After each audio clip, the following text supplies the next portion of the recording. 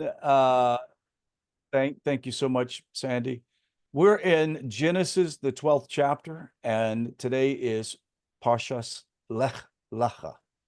And want to remind you, watching it on YouTube, make sure that you subscribe with the subscribe button right over here or here, wherever it's at. And also like the videos. That helps the algorithm tremendously. It helps viewership. We're getting great views on YouTube. All of the rabbis that are teaching are just doing an amazing job. This parsha is quite an extensive parsha. It covers all the way from Abraham's call to Lech Lecha, to go for himself, to the very end with Isaac, the Ishmael, the covenant of circumcision. And so we're going to cover a lot of territory. I'm not obviously, I want to avoid many times on Thursday doing a particular lecture style. I want to get you guys involved in the thought process and study. There's a couple of things that I want to encourage you to do when we're in this class. That as we look at the verses, first ask yourself, what is the simple meaning and context of the verses, its historical significance? What is its significance to revealing Israel's journey? And this is with any scripture, the Jewish people's struggle, et cetera, et cetera. And also, not the least, how do we learn and extract the great wisdom that comes from the Torah portion? And I would hope that that is what measures our Thursday study for sure. If not every day, we should be, as we're watching or listening to the portion or reading the Parsha, that we will do that.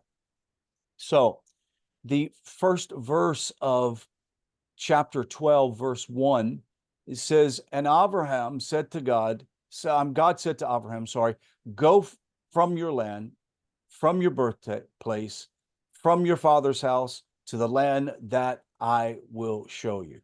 So God is giving Abraham an invitation to go. And notice there's no destination. It just says, go to the place I show you. One of the lessons that we learned early in studying this is that many times on our own personal journeys, we are not, or we're not given the information or privy to the knowledge of where it's going to end. Now, there are a lot of really strong type A personalities who like to plan their life out. What's your 2-year plan, 3-year plan, 10-year plan? I used to be that until I came to Torah. And then I realized you can have all the planning in the world, but Hashem has a way of directing your path. Men make decisions and God laughs. So the whole point is anybody having an authentic relationship with the Holy One, blessed be He, is a person that's going to be on a journey that sometimes the destination doesn't seem quite fully understood or known. And Abraham, as we find out, is raised in a pagan environment. His father is a pagan idol maker. Now, whether he was a pagan maybe could be debated, but at least he was an idol maker, knowing more than likely he was a pagan. Abraham is a descendant of Shem, and we see that he did not have the knowledge or quite understanding at first, or the environment to understand that there's one creator of the universe. And he came to that knowledge.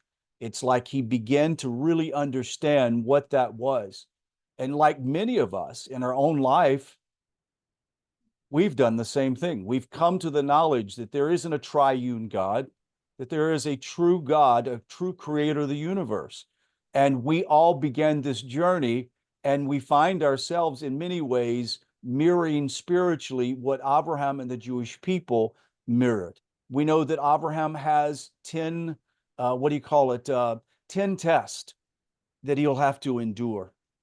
And the 10 test was obviously not being born in the environment. One was not being born in the environment to really understand this great sacred knowledge, and then him coming to it on his own emunah, his own faith.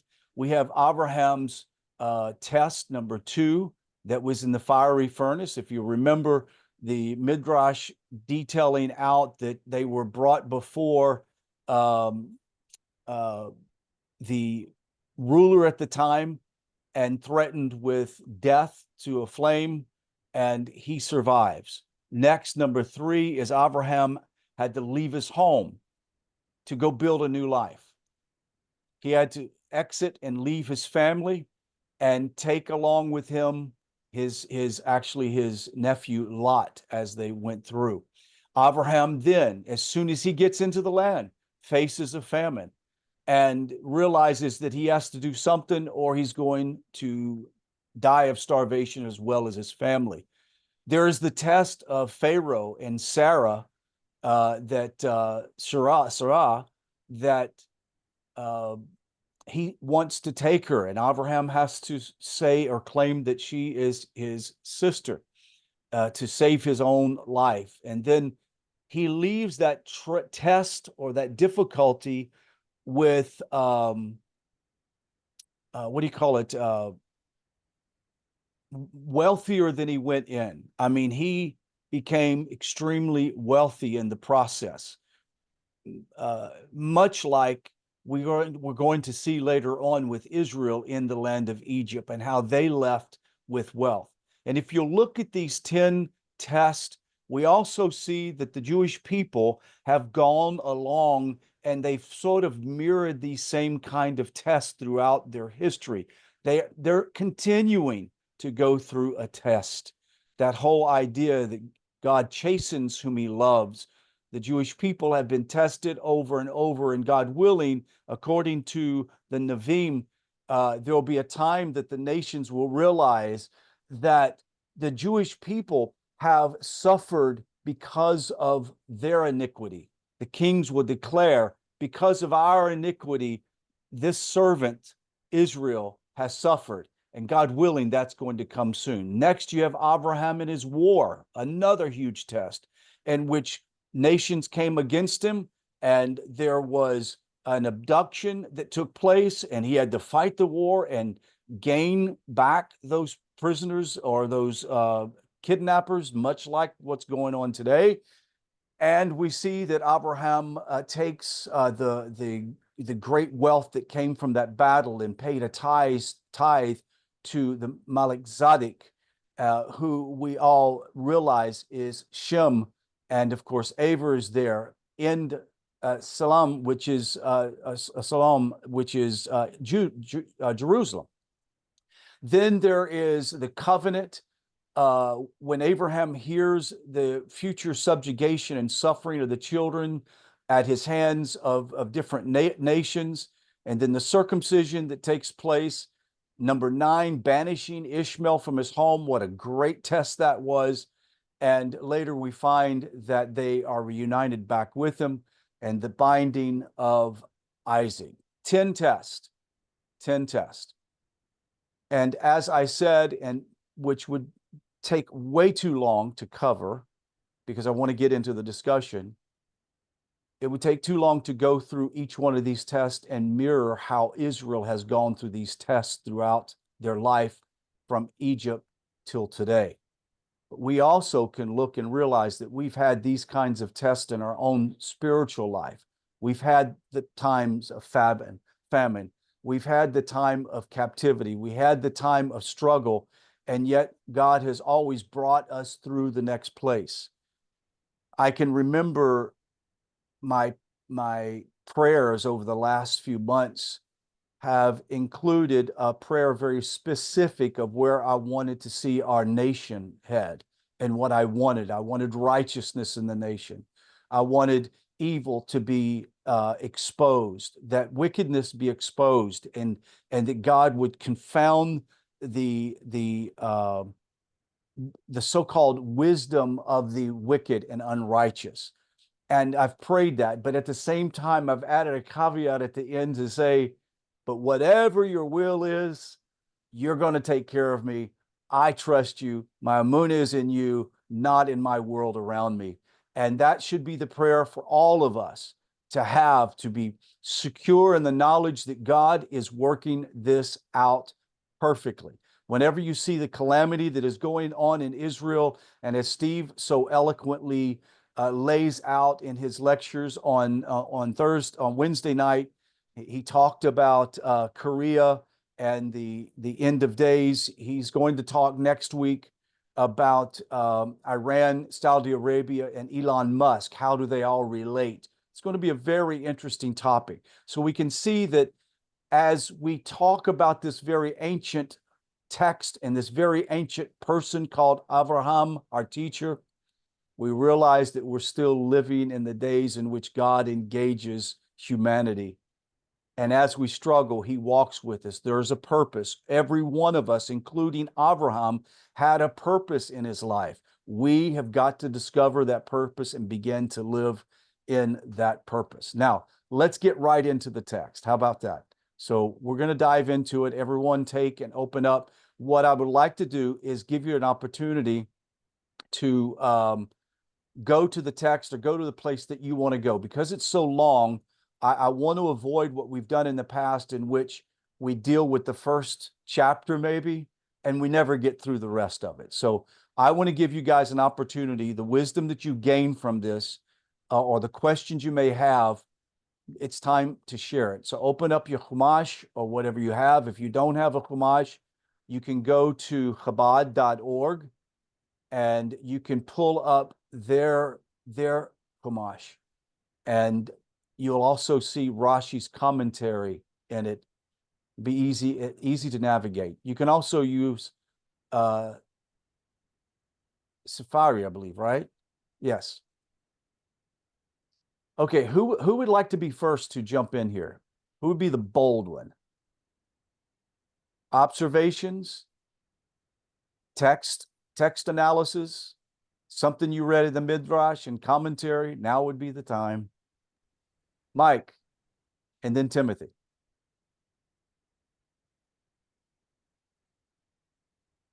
Okay, Timothy, and then Mike.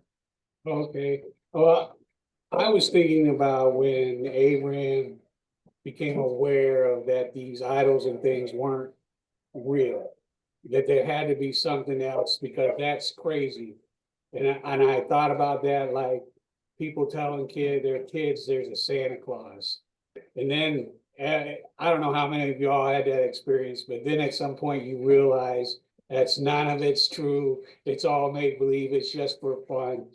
And the story in the Midrash where Abraham knocks over the idols, and when his father comes in, his father asks him what happened.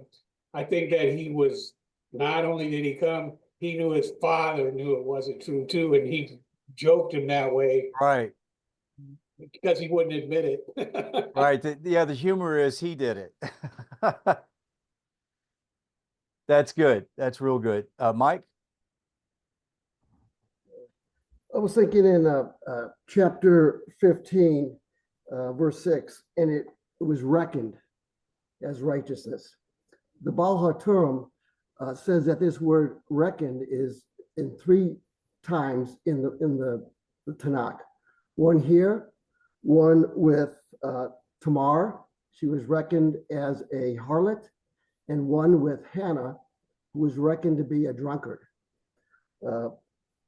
The Rabbi Yossi said, "May my lot be with those who are suspected of wrongdoing, but who are innocent."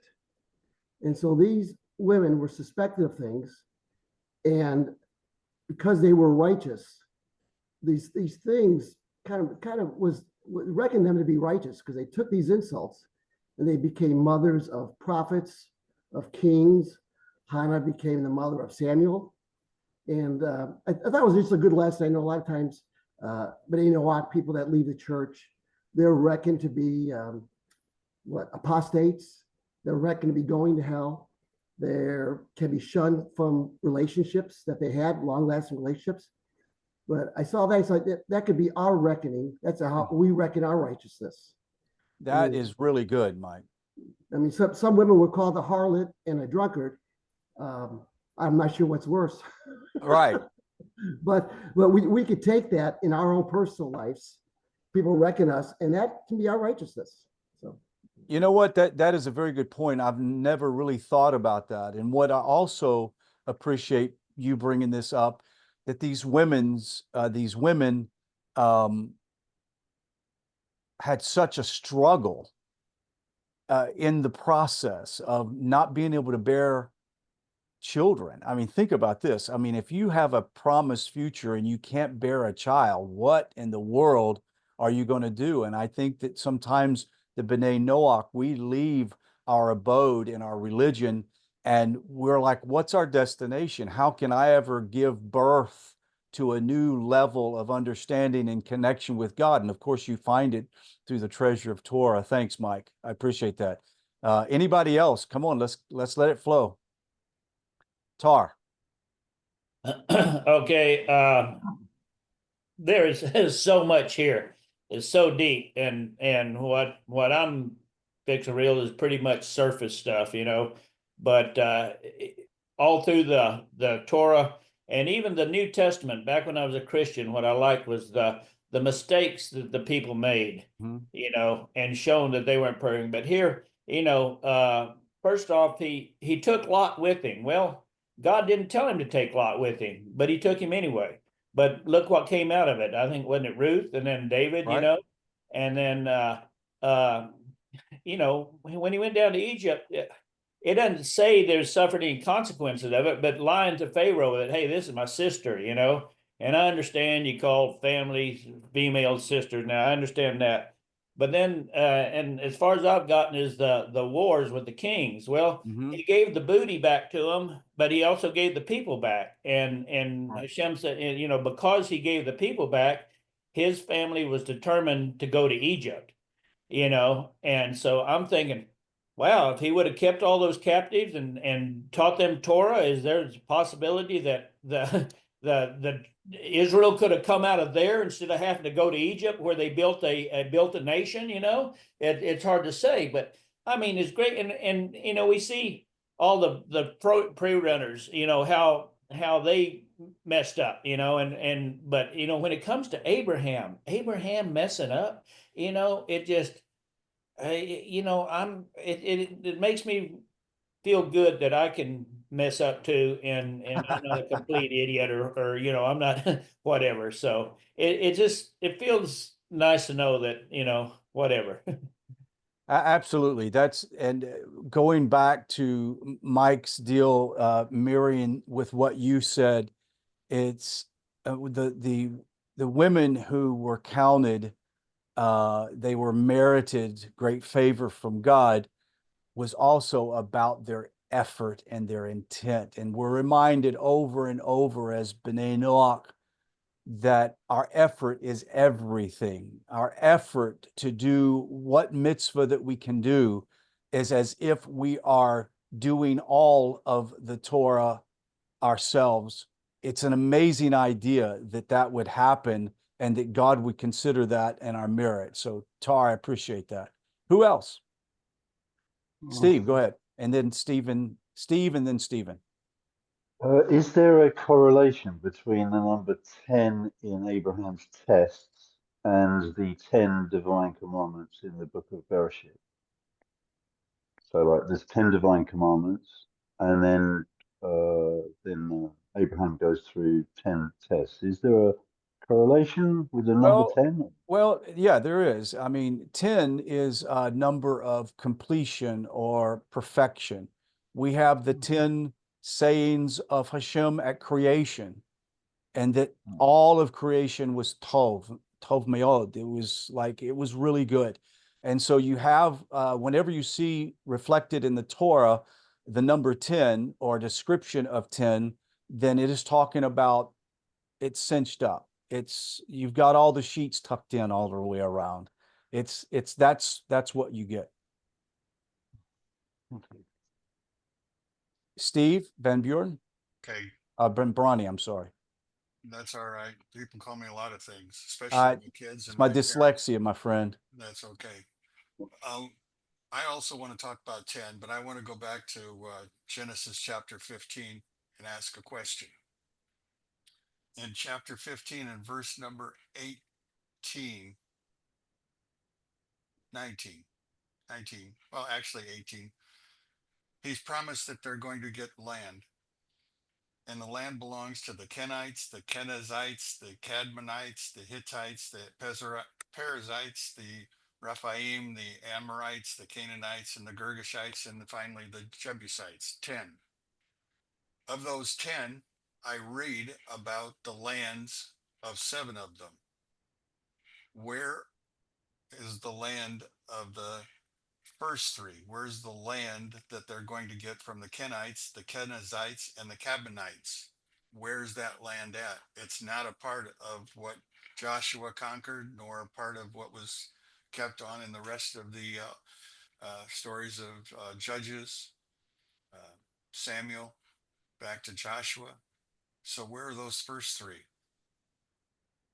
You know, I don't know. I could tell you what I would surmise or deduce, but I don't know. Nathaniel, you have something on that? Yeah, Art Scroll does have some commentary on that, that those are going to be in the Messianic age. Like that is like basically an unfulfilled promise that will come about in the Messianic age.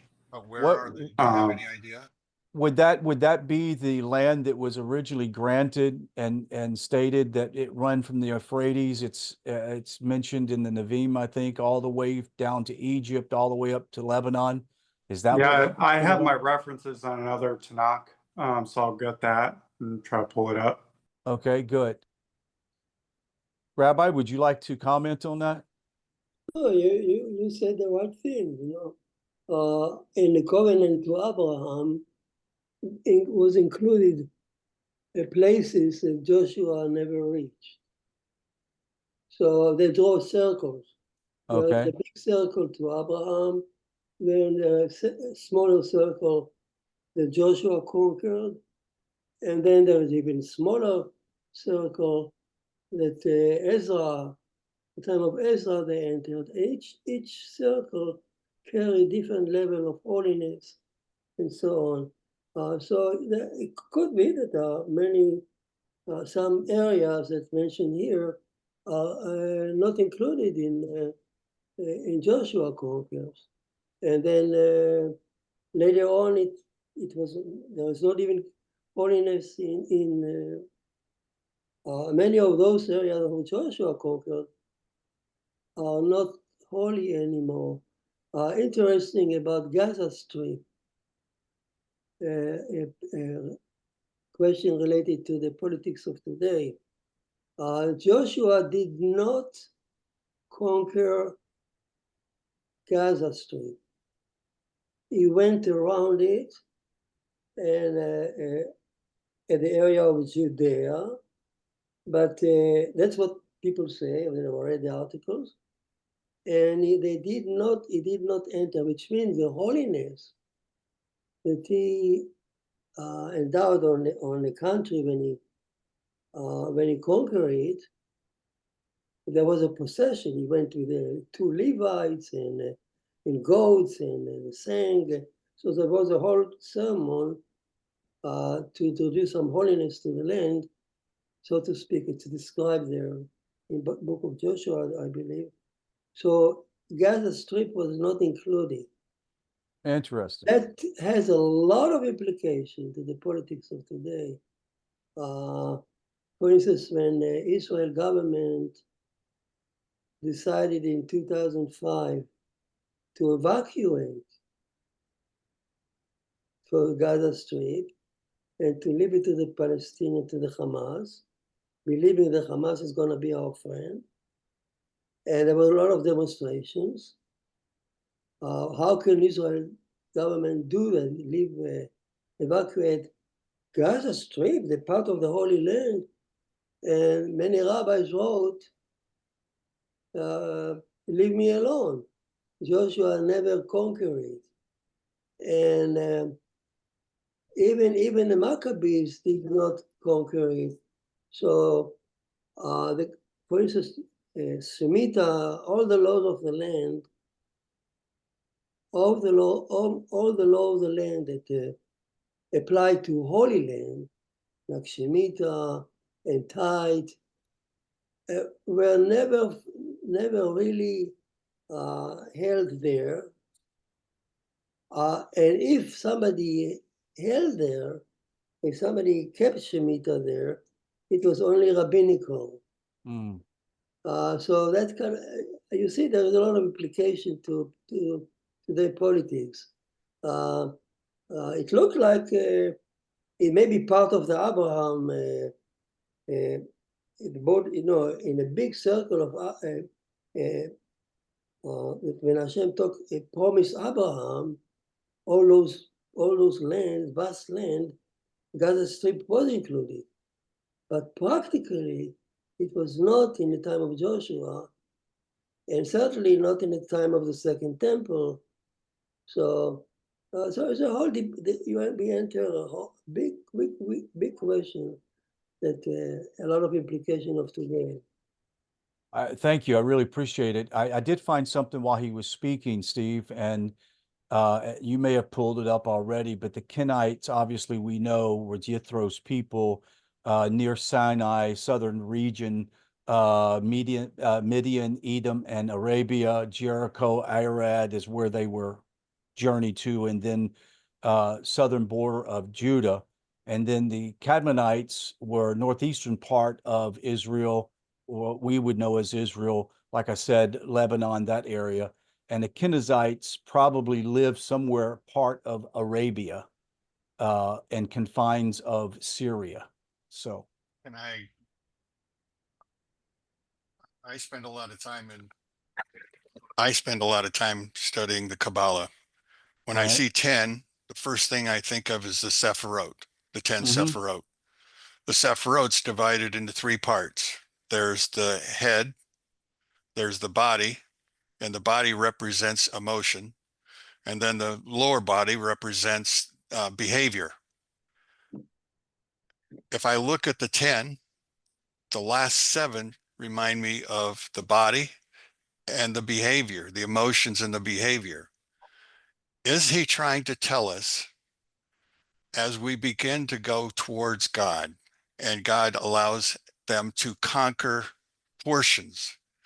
Is he talking about the fact that in the days in which going from Joshua to today, we begin to find ourselves conquering the emotions and the behaviors, preparing for the day when we actually get the mind of God and begin to understand things that are hidden from us as we go through the scriptures? You forgot to unmic yourself or unmute yourself. Thank you. That's really good. I would agree with that. I mean, it seems very logical that the conclusion would be with Israel, and also I would say with the nations.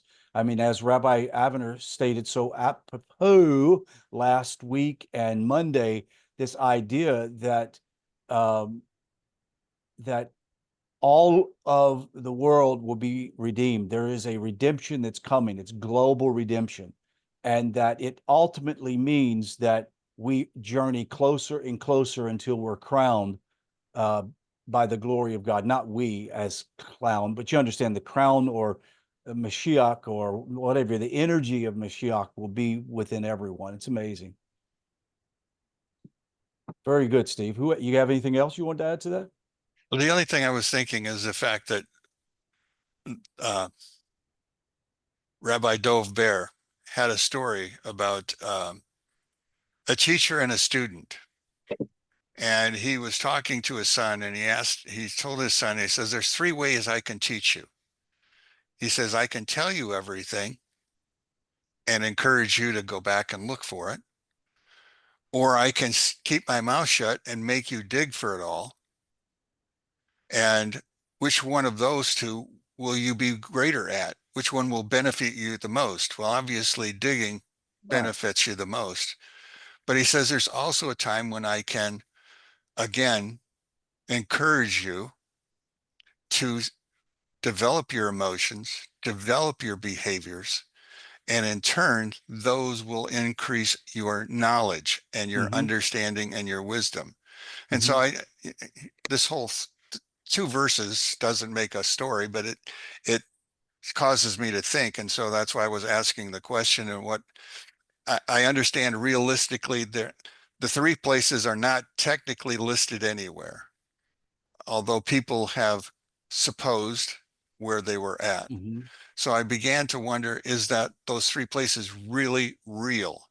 Because I know I find the Canaanites inside the land and they help Israel. Right. And so there's not technically a place for them, but they become part of they're the B'nai Noach of the Mhm. story.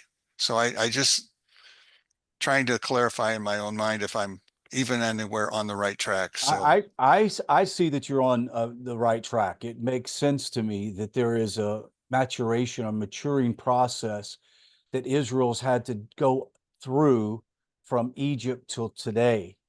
And there is that same process that as they go through it, they bring about redemption for all of the nations. It's coming. It's coming. And I like what Rabbi Avner was saying with the possibility is these are the territories that will be gained once full fruition takes place. So that really makes sense. And each one of us as human beings walking with Hashem should know that if you want to reach your destination of closeness to Hashem and wisdom and living with the great character traits comes a lot of trial and a lot of difficulties. That's just the way it is. That's good. That's good. Mary, did you have your hand up? No? I couldn't remember if you had your hand up. No? Okay. Rabbi? Yeah, a question that usually years ago, people ask a very good question. As a Noahide, okay, there is a cut off here. As a Noahide, people tell me I'm interested only things that happened to Adam, to Eden, the first chapters, up to Noah, covenant, fine, I accept it. But from Noah, from Noah onwards, the story of Abraham do not really relate to me because here is we move here to the birth of a Jewish people because circumcision. So when you join Judaism, you actually circumcise yourself and you join Abraham. So there is a kind of cut off. So why should people ask me, why should I even read about Abraham? It doesn't relate to me. I don't care about it because all I care is about the first section up to Noah. Not so, I have nothing to do. All this part of the Genesis from here on really don't relate to me. Why should I even study? Question that people ask, and it makes sense on the surface. They don't.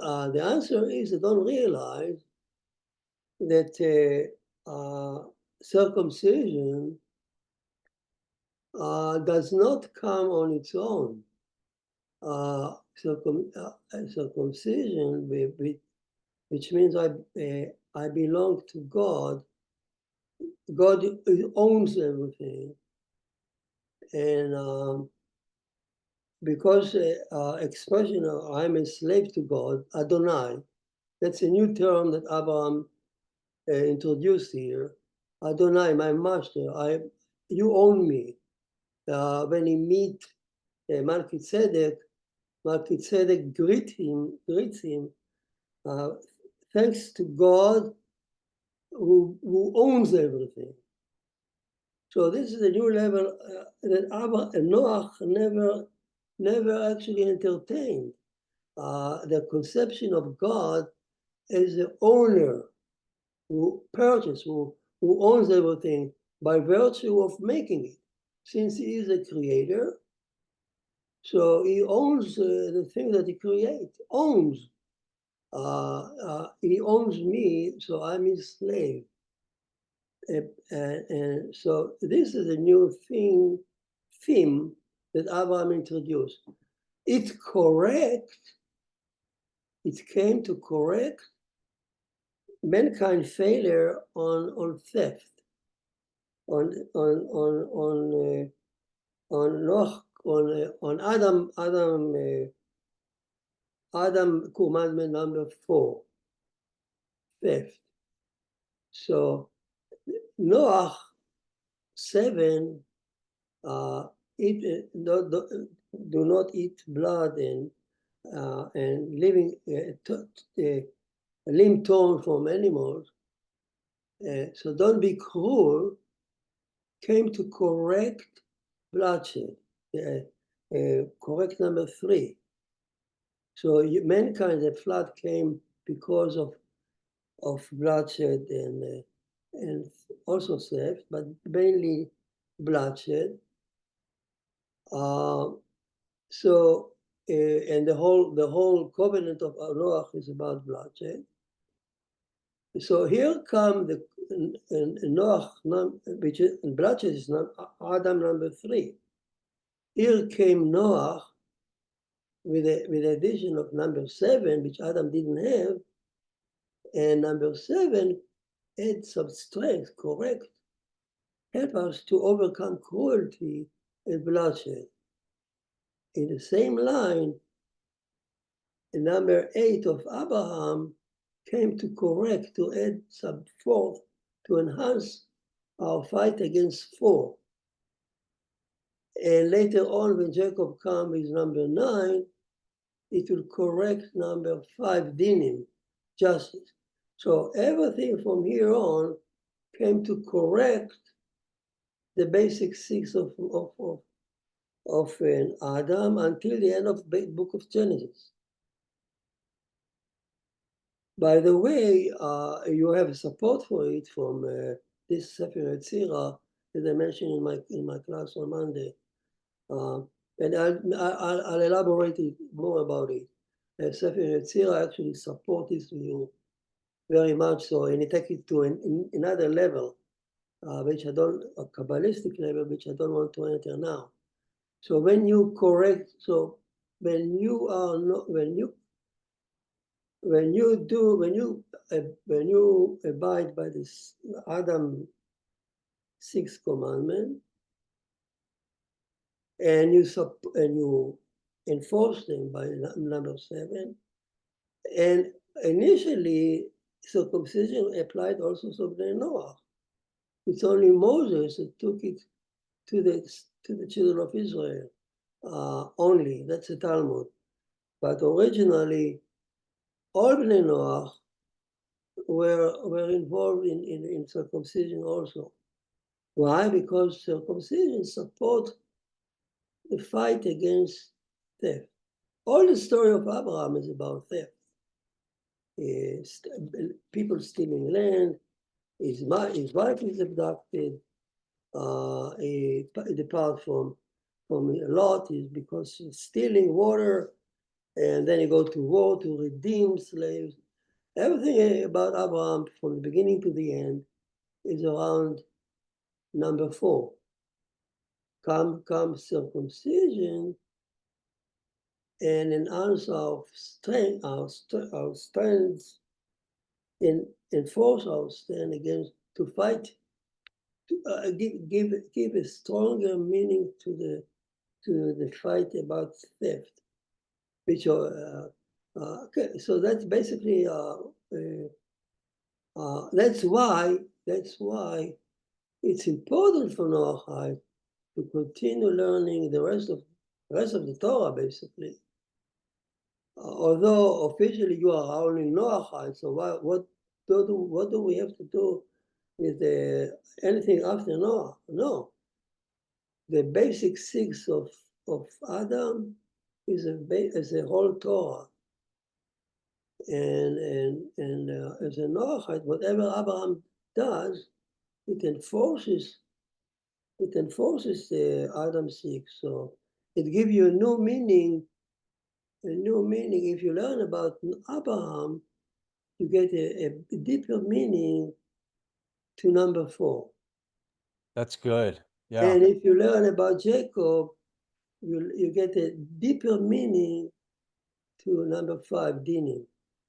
If you learn about Noah 7, which is a bloodshed, you get deeper understanding what bloodshed is all about. And all the laws of bloodshed come from there. So that's why Noahide should not be should not tell himself, okay, I'm shy away from anything after Noah. Right. The rest of the Torah apply to you, and oh God, I can go on and on and on non-stop, because okay, I'll talk about it in Monday. Continue. I mentioned that according to Sefer Yetzirah, actually, Steve mentioned Kabbalah. So actually, you carry, when you do the 6th commandment of Adam, let's say the 7th commandment of Noah, you carry the Shekhinah on your shoulder. That statement is awesome. Mhm. You don't do the commandment of just to have a nice society. You have a purpose. You carry the Shekhinah.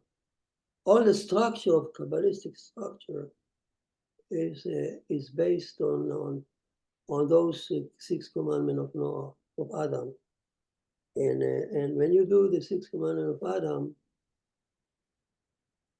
as they appear in the book of Genesis, you actually create a change in heaven, and you enhance, you become a chariot of the heavenly court.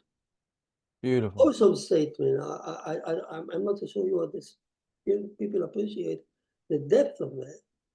So when humanity one day, all humanity will keep the Messiah will come and teach all humanity the 6th commandment or 7th commandment of Noah. It's not just teaching them to be in high society. It teaches them the knowledge of Hashem and to carry the whole heavenly court on your shoulder. Mm-hmm. And I'll elaborate on it. It's awesome insight. Okay, I stop here. That's so good. Thank you for bringing that up. I really appreciate that. You know, the phrase that you said that really struck me was that a B'nai Noach that follows the Sheva Mitzvot, the Shekinah of God rests upon his shoulders. That's an amazing statement. That's just absolutely confounding.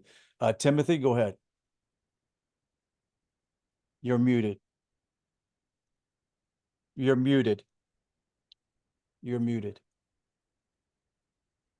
I was just wanting to clarify a couple things about circumcision. As a B'nai Noach, I'm accepting the faith of Jerusalem. As a convert, I'm going to join the nation of Israel. One of the requirements, if you're going to convert somewhere in there, is if you're a male to become circumcised. But Rabbi was just giving us an example that Abraham was a Noahide, just like us.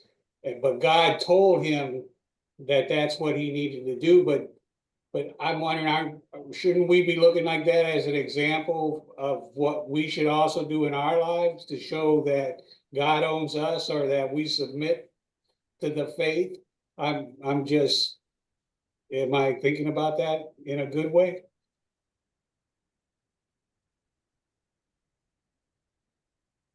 Rabbi, do you want to address that? Can you repeat the question so I can you repeat the question? I can't understand Okay, you, Rabbi. I'll try to say it better.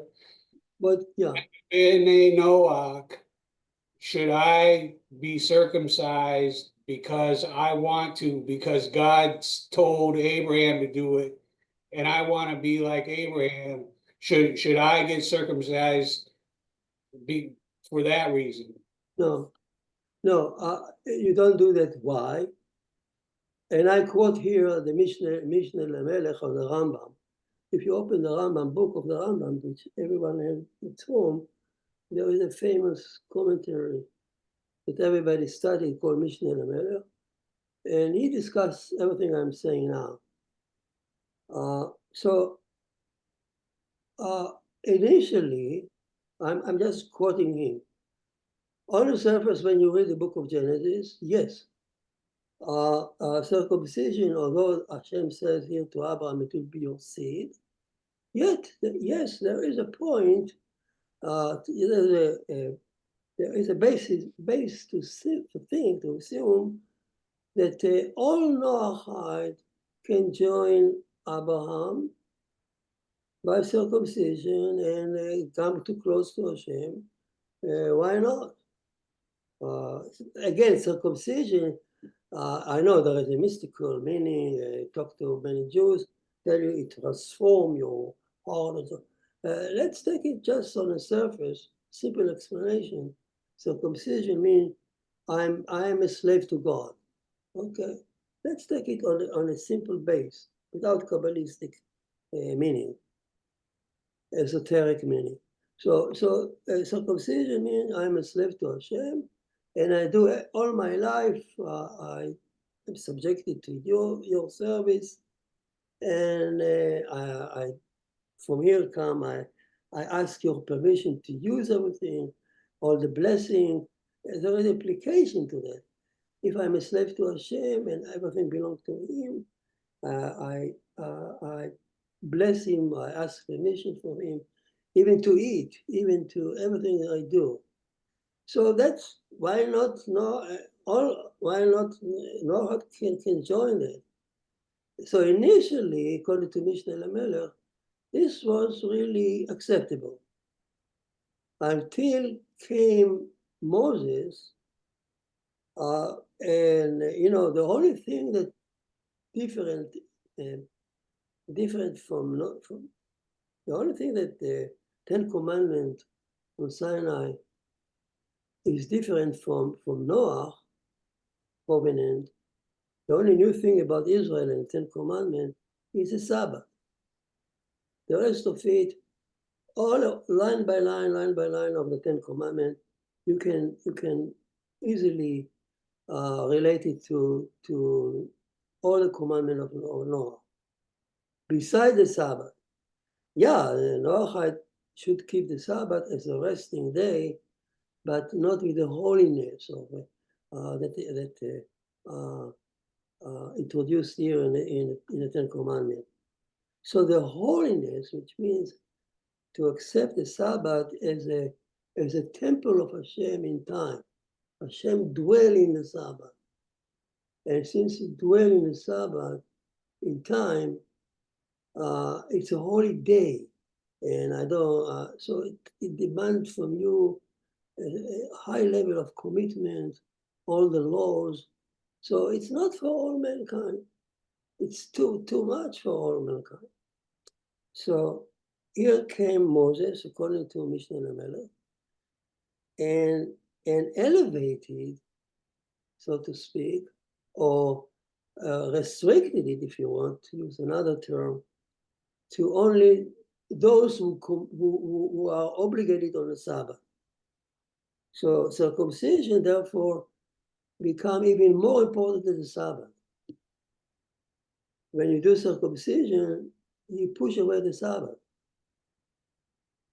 And a child born and needs circumcision on Shabbat, all the laws of Shabbat are gone because circumcision is higher from the Sabbath. So being slave to God is higher even than the Sabbath. So it's a very high level. So Moses actually, by doing that, by putting circumcision above the Sabbath, okay, and about the Sabbath is a holy day, here he took it away from the Noahide, because the Noahide do not need to observe the Sabbath in a holy, the holy day with always a restriction of the holy. Yeah, they can learn about it, but they are not obligated to keep it. It's kind of too much for all mankind. So that's why circumcision stopped to be meaningful to Noahide. If you do circumcision and you don't observe the Sabbath, okay, so it's a kind, you see, there is a clash here with values. You don't really, it looks like you do something technical, mechanical, without really going into the depth. So that's why circumcision is kind of restricted, so to speak, to Jews, but it is meaningful to Jews who observe the Sabbath. If I am a Jew and I violate the Sabbath, circumcision stopped meaningful even to me. So you see the line that I'm talking? Did that make So sense, that's why if Timothy? Noahide come and just technically want to circumcise himself, Yes, without thinking about the Sabbath, without thinking about the whole concept being slave to God, then it is become meaningless. The circumcision itself, the cutting on your skin, does not make you a different person. Doesn't mean anything. It's only your mental work, only your understanding. I know there's some Kabbalistic people and some Hasidic think that circumcision is transform me to a semi-angel. No, not so. That's mystical. Yeah, it could be some Kabbalistic sources. Not all Kabbalah say that. Only few people say that. But circumcision is emblem of my master in my flesh. That's Sforno. Sforno famous statement there. Circumcision is an emblem of my master in the flesh, like a cow, the emblem of your master in your skin. Well, if you accept all the strict, if you decide to keep the Sabbath in a restricted way and to follow the commandment in a strict way, that become meaningful. Yeah.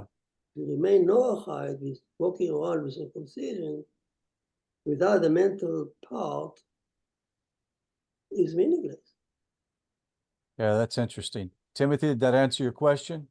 I clearly understood that answer. Thank you. Excellent. Excellent.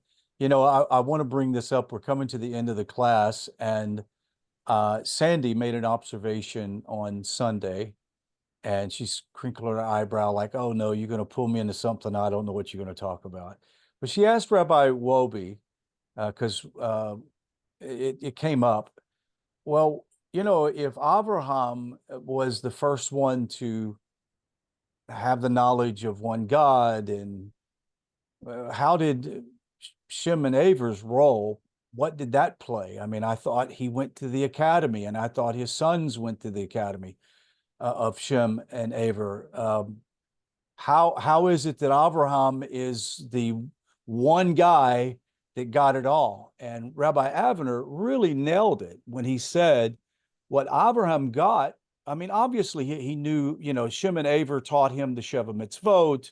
They taught them about the creator of the universe. They taught him about the descendants, et cetera, Adam through Noah. I mean, they fully understand and understood how to conduct his life. But he was the one that really came down to say, I am a servant of Hashem. There is only one God, and he owns everything. Nothing belongs to me. It all belongs to Hashem. There is this idea of complete and utter submission to the purpose of God on this earth. And that is profound. And he has passed that on. And obviously, as B'nai Noach, we get to enjoy that great wisdom and understanding ourselves. You know, it's a fantastic thing. Sandy, I hope I didn't speak out of turn. No? Okay. Does anybody have anything else you want to add before we close out? Do we have time for just one little bit of? Oh, yeah. Yeah. It's certainly not to the level of what we've been discussing. In fact, we might even just put it in the category of trivia. But something in one of Rabbi Wolbe's podcasts on this portion, it actually goes back to the one before, where it brings up a woman named Iscah. Mm-hmm. And this time I just read past that, you know, just part of the genealogy. But the Talmud says that that's Sarah, that Ishka is Sarah. Her name before she married Abraham. And it's the Maharal, quotes Maharal, that a woman has two names, or Sarah's two names. A woman has two missions. Sorry. A woman has two missions in life. The first from birth is as an individual, and the second when she marries and is elevated to a higher joint mission with her husband. Thus, Iscah is the name indicating her personal greatness, and Sarah, the name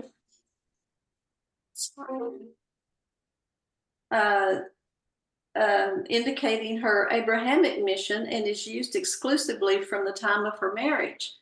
And I thought that was interesting. But then you start put the genealogy together. I'd never seen this before. Lot and Sarah were siblings.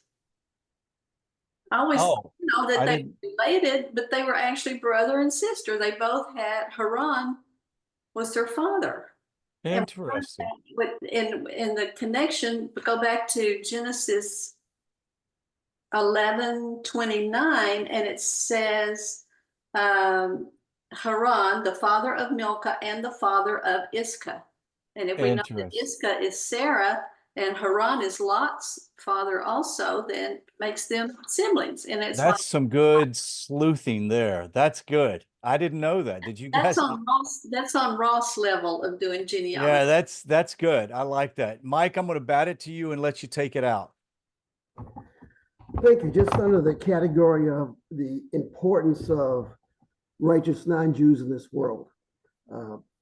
Baal HaTurim brings down in that verse 5 of chapter 50, verse 5, shall be. It has a gematria of 30. They said there always shall be 30, and some say 36 righteous Jews in the land of Israel.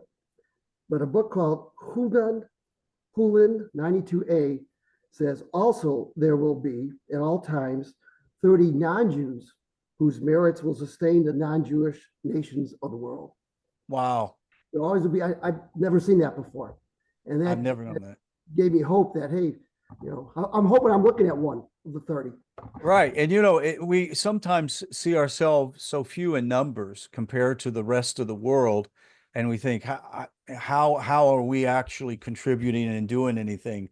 And that is a reminder that we could be one of the 39, or we represent the percentage of people in the world that have attached ourselves to the Torah. That is a good way to go out in this class. Guys, this has been a fantastic class.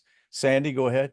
Rabbi Wolbe's class tonight at 7 p.m. Don't forget, we had great attendance in the Tuesday night class, and he's starting a Parsha on Tuesday night at 8 p.m. if you'd like to join in on that. That could be good prep for our Thursday class. So appreciate you guys. I thank you for your contacts, and you send me emails and things like that and text about what's going on in your life, and also about knowledge that you gain. I really appreciate it. It's good to see all of you in the class, and have a great Shabbat. Shabbat Shalom. That's right.